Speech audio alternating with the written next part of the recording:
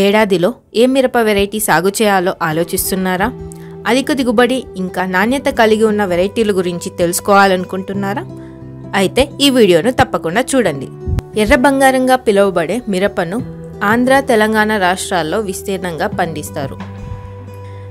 వీటికి ఎగుమతి కోసం కూడా చాలా శాతం డిమాండ్ కలిగి ఉంది. చీడపీడలు ఇంకా వైరస్ రెసిస్టెన్స్ కలిగి ఉన్న హైబ్రిడ్ వెరైటీలు మార్కెట్లో చాలానే వచ్చాయి. ఇప్పుడు ఆ వెరైటీల గురించి తెలుసుకుందాం. ముందుగా నన్హెమ్స్ ఆర్మోర్ కాయ ఎర్రగా ఉంటుంది, ఎక్కువ ఘాటు కలిగి ఉంటుంది. నారు పోసాక కోతకు రావడానికి 80 నుంచి 90 రోజులు పడుతుంది. ఇంకా ఈ వెరైటీ లీఫ్ కర్ల్ వైరస్కు రెసిస్టెన్స్గా ఉంటుంది. నన్హెమ్స్ దేవను డీలెక్స్ కాయ ఎర్రగా ఉంటుంది, ఘాటు అనేది మీడియంగా ఉంటుంది. నారు పోసాక కోతకు రావడానికి 65 నుంచి 70 రోజులు పడుతుంది. ఈ వెరైటీ చూసుకున్నట్లయితే బ్యాక్టీరియల్ విల్ట్ ఇంకా యాంథ్రాక్నోస్కి రెసిస్టెన్స్గా ఉంటుంది.